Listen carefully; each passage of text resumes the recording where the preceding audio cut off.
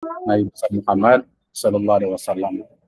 Alhamdulillah pada sore ya atau siang menjelang sore lah karena sudah masuk waktu asar, kita bisa melaksanakan perkuliahan yang kita majukan yang seharusnya memang dilaksanakan jam 16 ya, karena jam 16 ini saya ada berbarengan dengan kelas yang lain.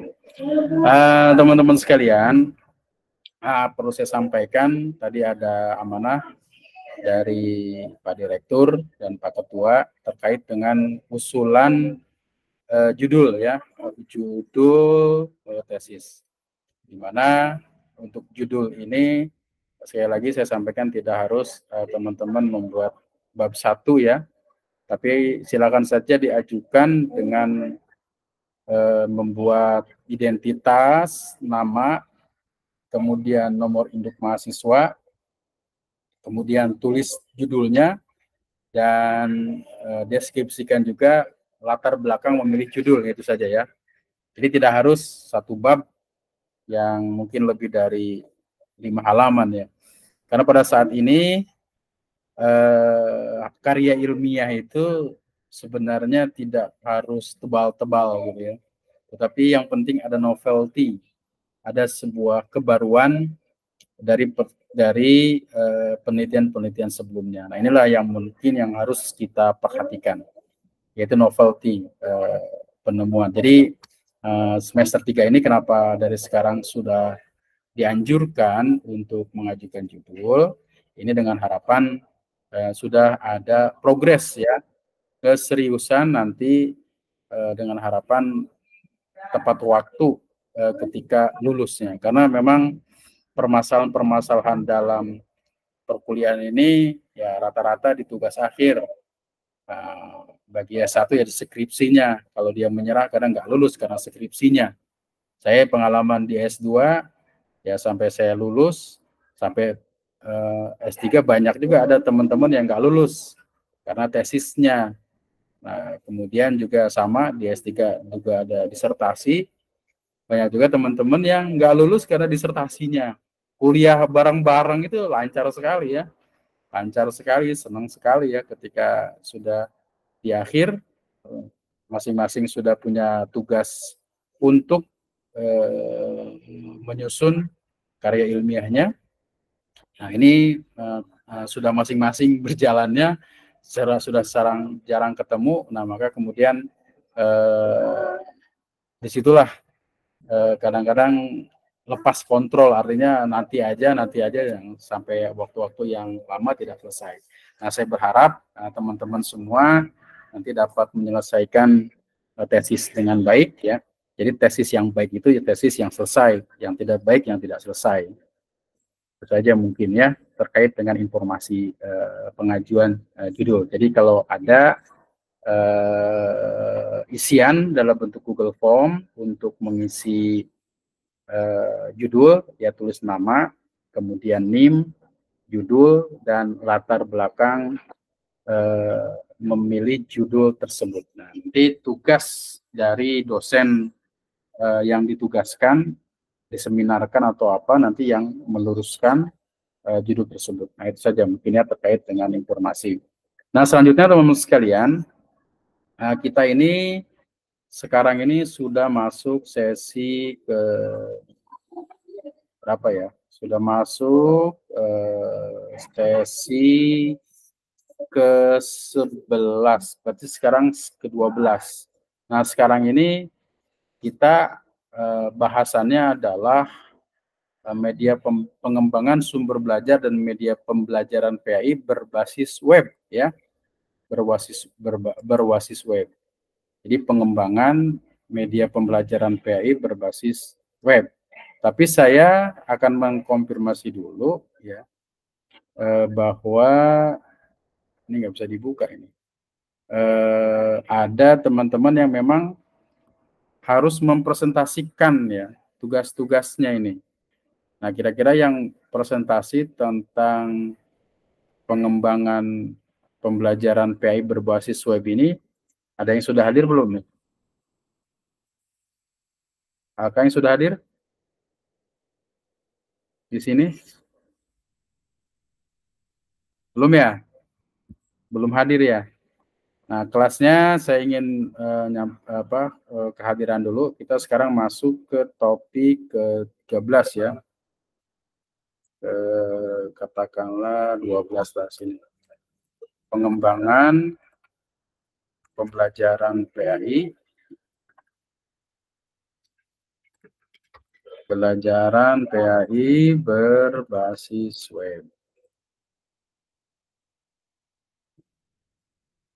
Kok nggak bisa ya?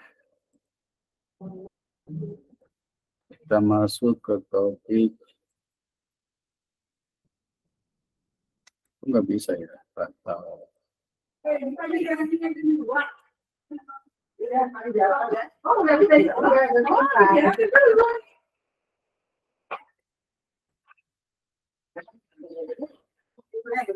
Oke, sebentar.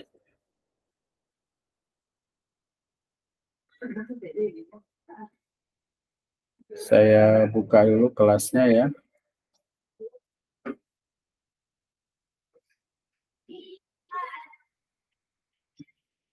Layar saya bisa terlihat nggak ini? Tidak ya? Belum, Pak. Tidak terlihat ya? Iya, belum. Ya, belum. Untuk materi hari ini terkait dengan pembelajaran PAI berbasis web, apakah ada teman-teman yang sudah siap untuk presentasi, terutama kelompoknya?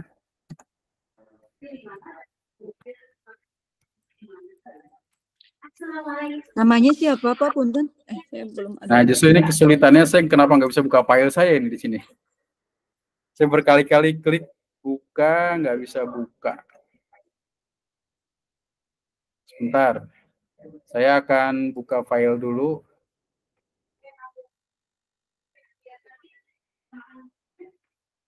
Dan saya di sini kesulitan membuka file ya. Pengembangan. Sebentar dulu ya.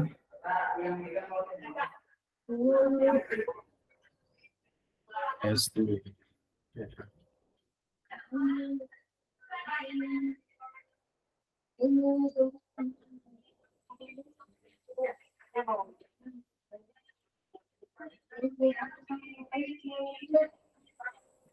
Ya, bentar ya.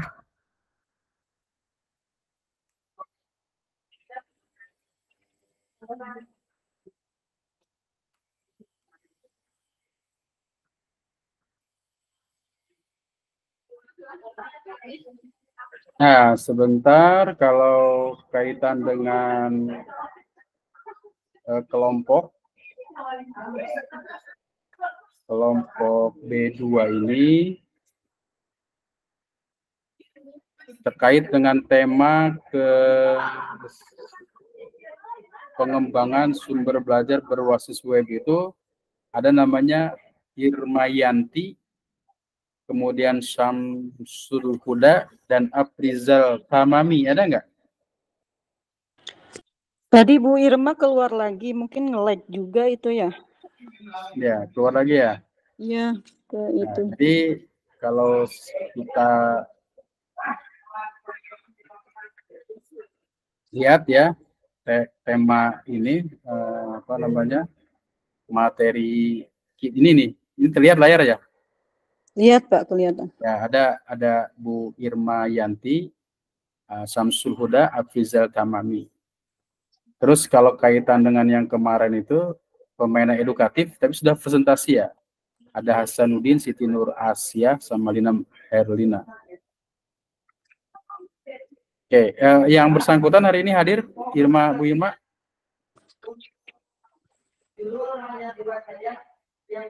Ya, oke ya. Jadi nanti saya akan mencoba belajar bersama teman-teman ini terkait dengan media pembelajaran berbasis web. Ya. Nah, layar saya bisa terlihat ini? Bisa Pak. Ya. Jadi media pembelajaran berbasis web. Nah, saat ini perlu kita pahami teman-teman sekalian dengan berkembangnya teknologi, apalagi teknologi informasi, maka perkembangan pembelajaran pun memiliki pengaruh yang besar di dalamnya. Beberapa waktu yang lalu kita dihadapkan oleh kondisi di mana kita mendapatkan musibah ya COVID ya, dalam pengertian dunia ini mendapat wabah itu. Hal-hal yang terkait dengan interaksi antara manusia dan manusia pada saat itu dibatasi, termasuk juga dalam hal melaksanakan ibadah ya, ada sholat dan segala macamnya, itu juga dibatasi. Nah, maka kemudian sesuai dengan perkembangan teknologi yang ada pada saat itu, maka kemudian yang berkembang kemudian adalah teknologi-teknologi yang berbasis website. Nah, sekarang kita mencoba untuk memahami apa sebenarnya media pembelajaran berbasis web. Kenapa? Karena memang proses pembelajaran pun, terutama pelajaran-pelajaran yang terkait dengan PAI, ini juga berubah, ya. Dalam pengertian, dulu kita belajar harus satu ruangan, satu tempat. Nah, saat ini kita bisa belajar tidak harus dalam satu ruangan, tetapi dalam satu frekuensi yang sama. Nah, frekuensi yang sama itu bisa disebut dengan sebagai proses pembelajaran yang sinkronus ya. Jadi muncul pembelajaran sinkronus dan asinkronus. Proses pembelajaran sinkronus itu adalah proses pembelajaran yang di mana peserta didik dan pengajar itu berada dalam satu waktu, walaupun tempatnya tidak satu tempat, sinkronus. Nah, kalau asinkronus itu adalah tidak sinkron, artinya proses pembelajaran sudah disiapkan sedemikian rupa, tetapi siswa peserta didik itu bisa melihat dengan link, dengan alamat-alamat URL yang dibuat, sehingga siswa bisa berkali-kali masuk, melihat video, belajar, tutorial dan segala macamnya, sehingga mampu memahami materi yang sesuai dengan yang ditujukan. Nah, selanjutnya terkait dengan media pembelajaran yang berbasis web ya, pada saat ini merupakan sebuah sarana untuk menyampaikan materi pendidikan ya. Jadi media ya, kita memahami media dulu. Media pembelajaran berbasis web. Nah, media itu adalah medium, wasilah ya, alat yang dengannya seseorang sampai kepada maksud atau tujuan. Nah, untuk mencapai maksud atau tujuan ini, ya tentunya wasilah ini memudahkan kita. Ketika kita ingin memperkenalkan sesuatu benda, nah bisa kita perlihatkan dengan media, sehingga siswa itu atau peserta didik mampu menangkap informasi yang disampaikan. Nah, kemudian terkait dengan media kita sudah bicara di awal-awal ya, bahwa media itu sebenarnya banyak sekali ya. Ada yang dikelompokkan menjadi beberapa hal, diantaranya ada media visual, di mana media visual ini adalah media yang mengandalkan indera penglihatan, gambar, diagram, grafik, poster, buku ya. Media ini memperjelas konsep dan informasi yang abstrak. Nah, itu media visual. Jadi media visual itu alat yang membantu seseorang untuk memahami melalui alat-alat seperti gambar, diagram, grafik, poster, dan buku.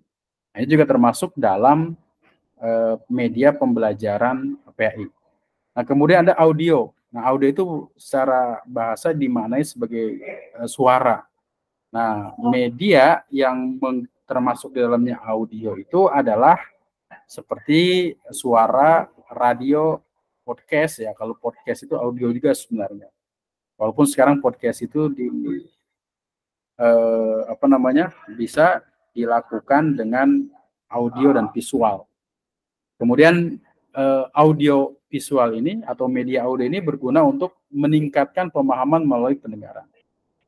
Nah, kemudian lagi ada kedua ini, gabungan antara visual dan audio, disebut dengan audio visual, yaitu seperti film ya, itu film seseorang tentunya mudah memahami karena dia ada gambar yang bergerak, ada suara yang didengarkan, ada tokoh yang bermain di dalamnya, sehingga film ini merupakan sebuah media audiovisual yang memang saat ini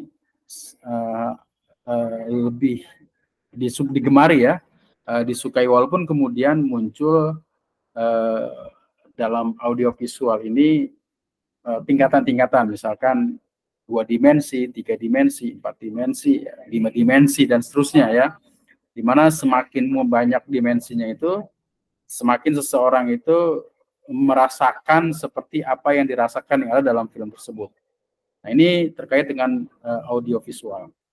Nah, kemudian juga ada media interaktif yang dulu juga pernah kita pelajari ya, di mana media interaktif ini yang memungkinkan interaksi antara pengguna dan konten seperti perangkat lunak edukatif ya, seperti simulasi komputer, the game, dan lain segala macamnya, yang dimana media interaktif itu memberikan jawaban dan direspon oleh user atau pengguna, sehingga ada interaksi antara keduanya, walaupun interaksinya adalah interaksi yang terbatas ya, karena ini adalah media untuk menyampaikan pesan. Kemudian juga ada disebut dengan media digital. Ya, apa itu media digital? Itu sebuah media yang menggunakan teknologi digital. Ini sudah banyak seperti mobile, aplikasi-aplikasi mobile. Kita punya e-kampus, SIPA itu ada e-kampus. Nah, nanti ke depan mahasiswa itu harus bisa login, bisa masuk melalui aplikasi e-kampus ya, yang sedang sekarang dibangun di Studio Pala ini. Nah, kemudian media digital ini sekarang sudah menjadi bagian yang tidak terpisah. Segala macam orang-orang dan dengan beragam kepentingan menggunakan media digital ini. Dan media digital ini sepertinya lebih digemari ya, termasuk juga dalam proses pembelajaran. Tentunya kita itu harus memiliki kemampuan untuk membuat aplikasi-aplikasi yang terkait dengan media digital ini ya, atau disebut dengan media yang menawarkan fleksibilitas dan aksesibilitas yang tinggi. Jadi kapan saja, di mana saja orang bisa menggunakan, tapi kontrolnya tetap ada pada bagian-bagian tertentu yang mengontrol terkait dengan media ini.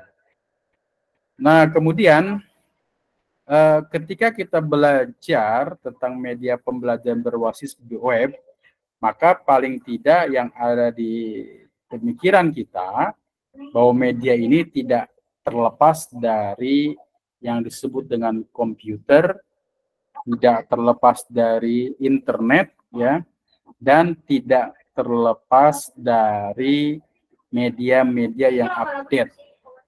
Nah, media pembelajaran berbasis web ini adalah media dan materi pembelajaran yang disampaikan melalui jaringan internet. Media ini memanfaatkan teknologi website untuk menyediakan berbagai sumber belajar interaksi dan pengalaman pendidikan yang dapat diakses oleh siswa dari mana saja, kapan saja, selama mereka memiliki koneksi internet. Jadi media berbasis web ini dalam belajar pendidikan agama Islam adalah media yang tidak bisa dipisahkan dengan jaringan internet. Karena itu internet ini sudah menjadi bagian yang tidak terpisahkan dalam kehidupan sehari-hari. Saya pikir saudara akan merasa gelisah jika kalau mau pergi kemana itu handphonenya tidak diikutsertakan atau tertinggal, atau juga punya tetapi tidak ada internetnya, tidak ada kuotanya, itu pun tidak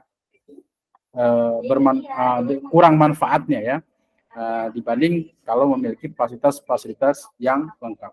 Maka media pembelajaran berbasis web ini bagi guru, PAI, atau orang-orang yang mengajar mata kuliah atau pelajaran-pelajaran yang terkait dengan PAI, baik itu dalam bentuk apapun, itu harus menguasai website ini. Nah, paling tidak memiliki website sendiri atas nama dirinya, punya domain sendiri ya. Entah itu namanya website, sites atau WordPress misalkan atau apapun. Tujuannya apa? Agar eksistensi saudara atau teman-teman itu bisa mendunia sebenarnya ya. Itu yang dimaksud dengan pembelajaran berbasis web ini.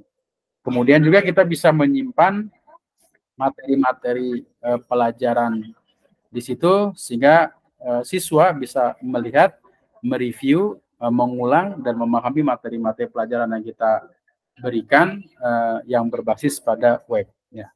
Nah selanjutnya kemudian pembelajaran PAI berbasis web itu apa? Nah kalau pembelajaran PAI berbasis web itu adalah pembelajaran PAI di mana proses pengajaran dan pembelajaran PAI-nya memanfaatkan teknologi internet. Ya. Jadi memanfaatkan teknologi internet dan platform digital untuk menyampaikan materi, berinteraksi, dan mengevaluasi pemahaman siswa. Nah, pembelajaran ini menggabungkan prinsip-prinsip ajaran Islam dengan keunggulan teknologi modern. Jadi memadukan antara teknologi yang update, yang terkini dengan pendidikan agama Islam. Nah, kemudian terkait juga dengan media pembelajaran berbasis web ini yang harus dilakukan sepenuhnya adalah bagaimana seorang pendidik itu membuat atau memahami alat-alat tool-tool yang terkait dengan pembelajaran berbasis web ini. Nah, kemudian website sendiri itu bisa dipahami sebagai kumpulan halaman yang saling terhubung dan dapat diakses melalui internet menggunakan browser web. Nah, browser web ini biasa kita banyak sekali ya. Ada Google, ada banyak sekali ya. Ada Yahoo misalkan, ada Edge dan seterusnya. Nah, halaman-halaman ini biasanya berisi informasi dalam bentuk teks, gambar, video, dan berbagai elemen multimedia lainnya yang disusun dan dikelola oleh individu, oleh organisasi, atau perusahaan, atau lainnya, sehingga website itu diidentifikasi dengan nama domain dan dihosting ya pada server web yang memungkinkan mereka untuk diakses oleh pengguna di seluruh dunia. Jadi kalau teman-teman ini memiliki akses, misalkan www.nama saudara, kemudian .id, identitas atau nama sendiri, nah, selama internet itu ada, maka bisa diakses dimanapun ya, di seluruh dunia ini. Nah, kemudian komponen utama website itu apa? Itu pertama ada domain, ya. Domain seperti www. Ini contoh aja example.com, www. Nah, sekarang ada platform-platform itu yang menyediakan yang gratisan itu biasanya domainnya panjang. Nah, kalau domainnya panjang itu bisa kita singkat. Karena ada alat-alat yang kita gunakan untuk menyingkat domain seperti Bitly dan seterusnya ya. Nah, kemudian ada halaman, ada disebut dengan HTML atau Hypertext Markup Language. Nah, kemudian setiap halaman memiliki link tersendiri atau URL yang kita sebut tadi link ya. URL itu Uniform Research Locator. Jadi mencari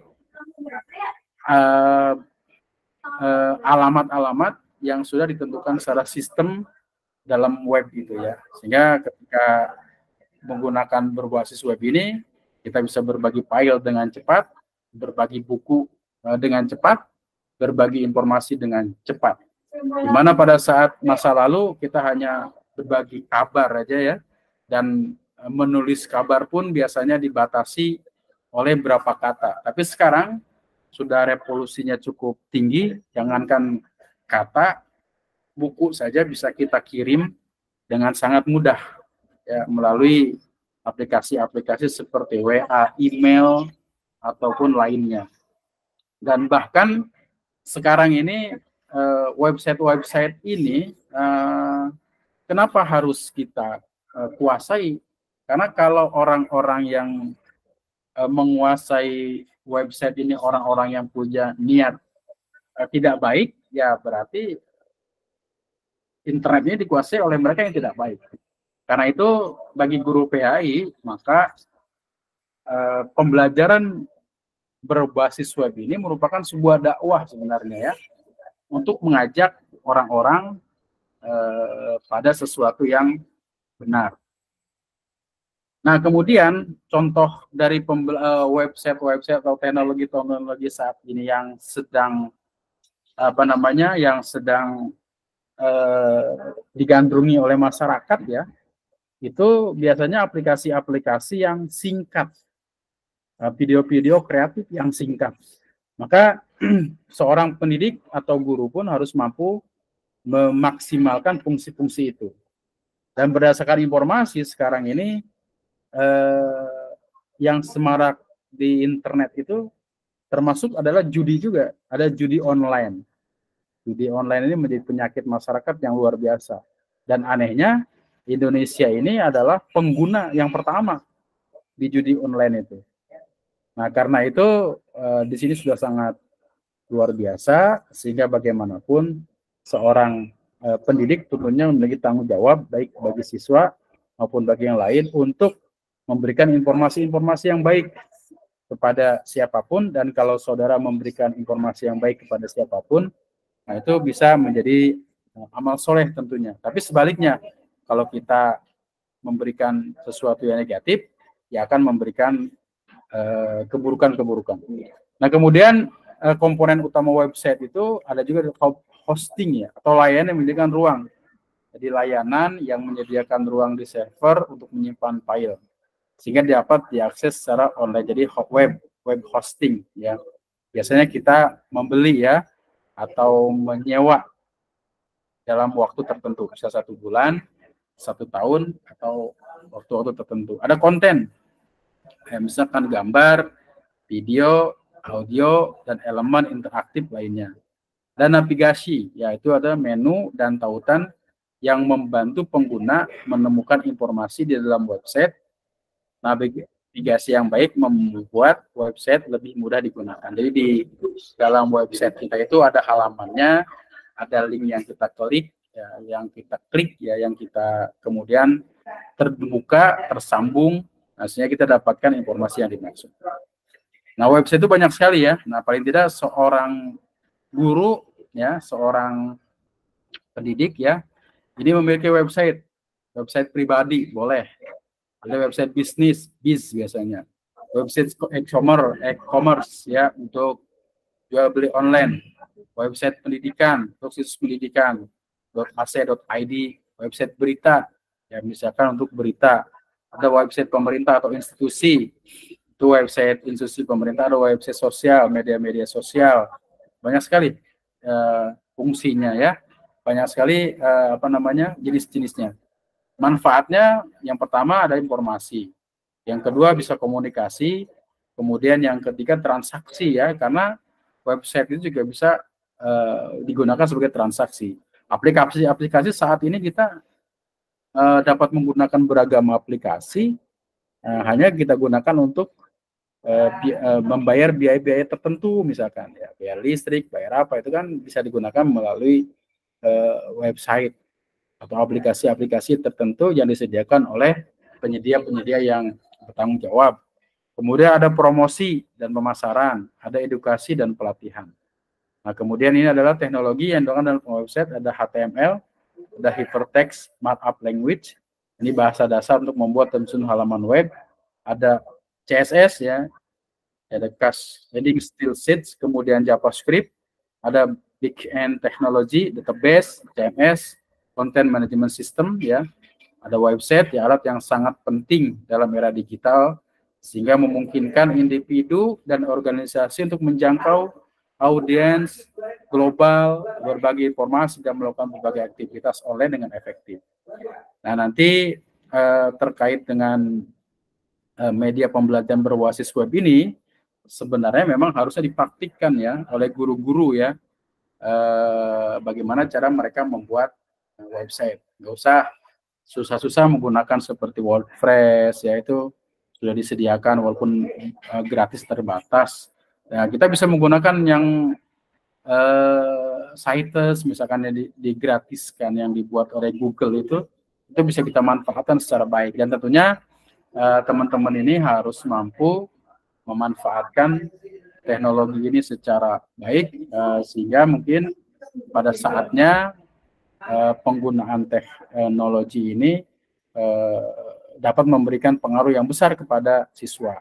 Nah, nanti materi ini akan saya sampaikan di kelas ya, karena ketidakcukupan waktu ya untuk menyampaikan materi ini ya, termasuk juga di dalamnya ketika kita melaksanakan pembelajaran berbasis web itu atau learning itu ya, itu harus pembelajarannya menggunakan adab tetap. Dalam Islam itu ada etika yang digunakan. Nah, saya mencoba ya memberikan kepada rekan-rekan itu misalkan pembelajaran berbasis online itu sebagaimana misalkan ada yang disebut dengan LMS, Learning Management System.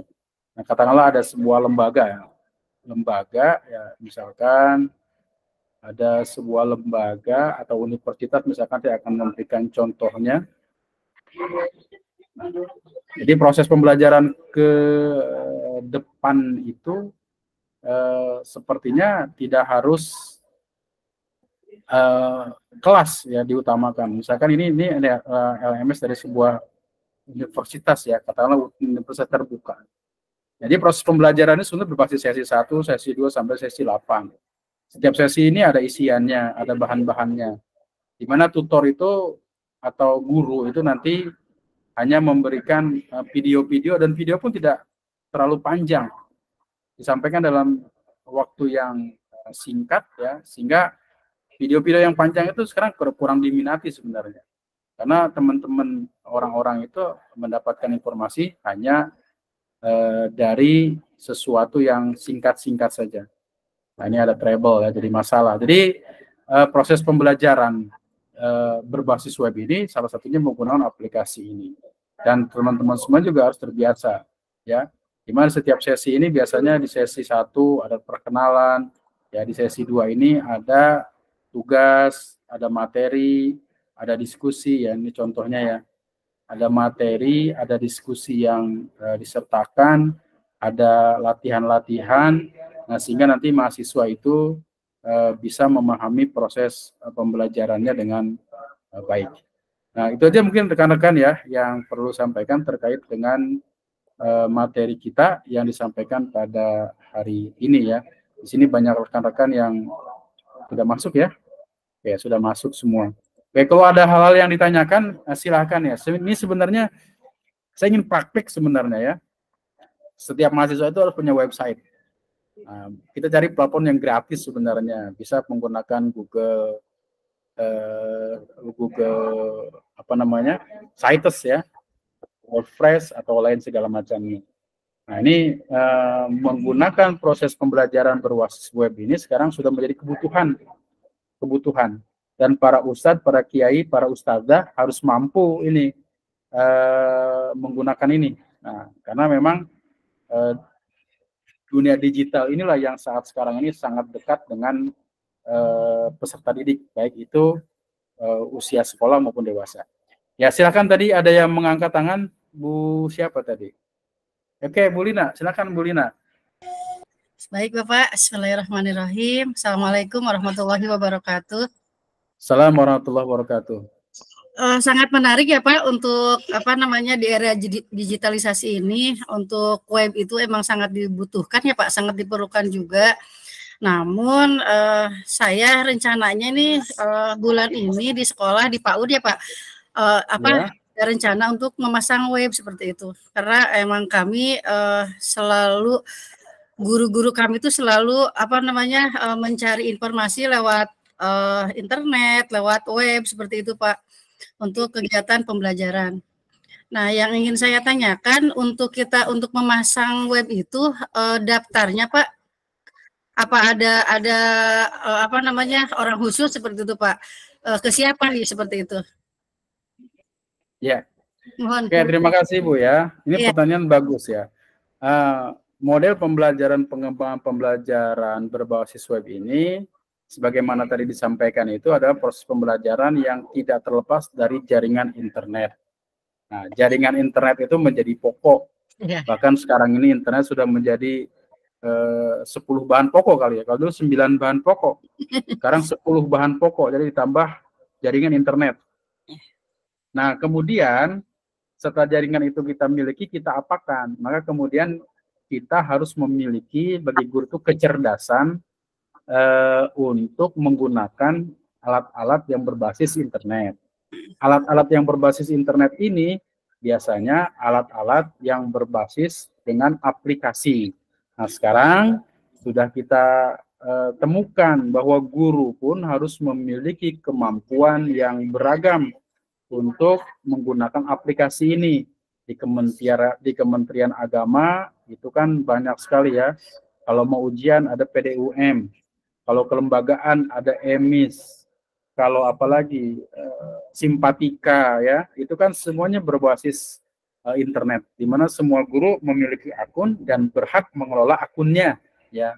Di mana ada tata caranya, guru merubah akunnya harus disetujui, di-approve oleh siapa, admin ya, oleh admin sekolah, masing-masing punya kode, dan itu berjalan terus-menerus berjenjang. Demikian juga dengan dosen ya, dengan guru-guru semuanya, ada pangkalan data, PDPT dan seterusnya ya, macam-macam. Nah, sekarang ini kemudian yang harus dilakukan adalah bagaimana gurunya itu memanfaatkan teknologi internet ini sebagai media pendidikan. Nah, kalau kaitannya dengan bagaimana kita membuka website, nah itu biasanya memang ada lembaga atau layanan tertentu yang bisa kita gunakan untuk menyewa atau untuk sifatnya berbayar. Tetapi saya sih menyarankan sebenarnya menggunakan hal-hal yang gratis saja, karena yang gratis pun biasanya memang bagus juga ya. Artinya apa? Misalkan Cites ya. Kadang-kadang Cites ini coba misalkan Cites ya, saya bisa menunjukkan ke rekan-rekan ini kalau memang ini berjalan normal ya. Saya Cites itu saya tunjukkan misalkan di sini. Nah, ini saya manfaatkan Cites-nya ini. Sebenarnya ini karena biasanya sebenarnya tidak ada masalah, tinggal buka saja ini akan muncul. Nah, alamatnya kan kalau dilihat dari alamat ini kan banyak nih, orang susah, maka kita gunakan nanti untuk penyingkat alamat, link pakai bit.ly misalkan. Jadi di sini saya menyimpan beragam informasi yang bisa diakses oleh mahasiswa. Nah, demikian juga nanti ya, walaupun ini sebenarnya kurang menarik ya, karena memang ya gratisan. Tetapi setiap link-link ini bisa kita manfaatkan untuk bisa berbagi informasi dengan rekan-rekan, dengan semuanya.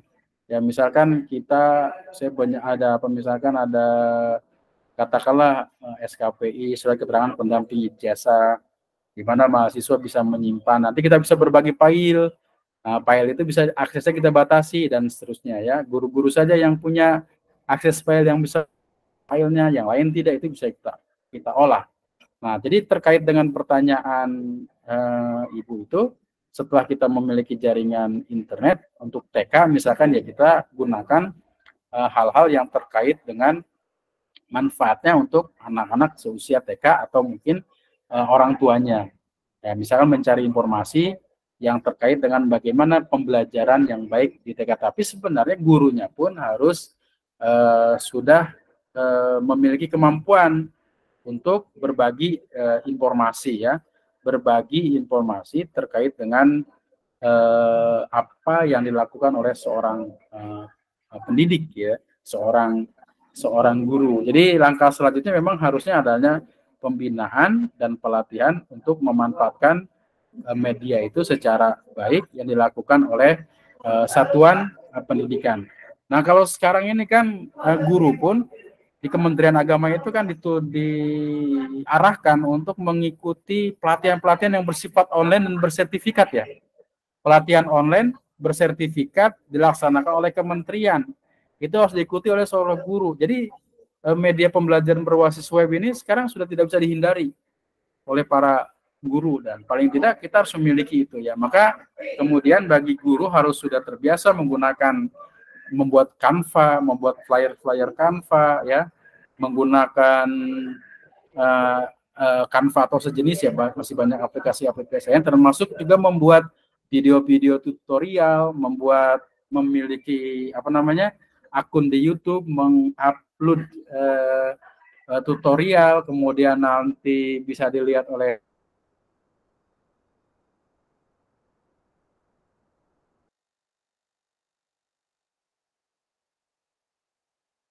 atau TK. Terus saya yakin kalau di rumah itu banyak juga megang handphone ya.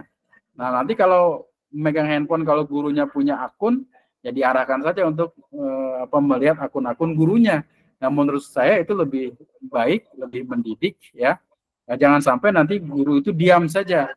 Karena dalam pendidikan itu kurikulum cepat berubah, itu sangat wajar. Tapi guru juga harus diupdate, harus berubah, harus lebih baik, karena pembelajaran saat ini sangat berubah dan gurunya harus bisa mengikuti perkembangannya. Nah, salah satunya adalah mampu melakukan sebuah proses pembelajaran berbasis website ini ya. Sebenarnya waktunya singkat, ini harusnya masuk ke pelatihan-pelatihan bagaimana cara membuat sites hanya bermodalkan gratis saja. Itu bisa gitu ya. Sebenarnya itu. Bagaimana cara kita menyingkat link? Gampang sekali itu. Ya, kalau sudah tahu, punya akun. Dan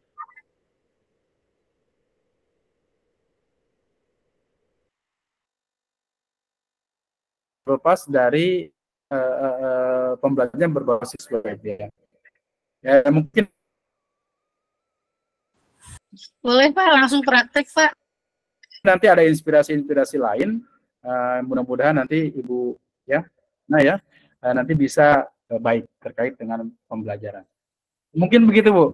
Yang sementara secara teoritis ya. Ini harusnya kita harus praktek ini sebenarnya. Boleh Pak, praktek satu aja Pak. Untuk Bitly-nya Pak. Kan kami kalau Bitly punten ya Pak. Kalau Bitly itu gampang. Ya oke, boleh. Saya misalkan gini, saya kadang-kadang Bitly ya.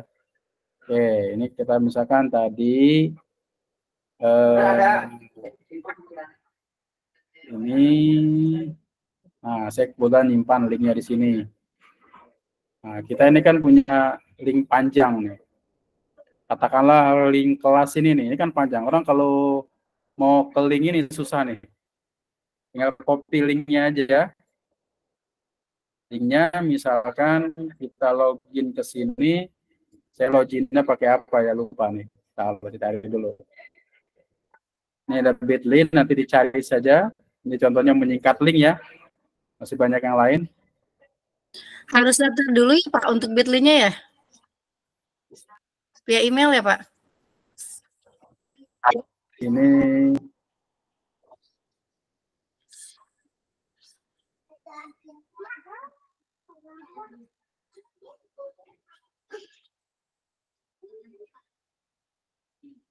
kendala pembelajaran modern ya begini. Jaringannya error ya, proses pembelajarannya error. Nah, ini coba saya ulangi lagi. Coba saya cek dulu Pak.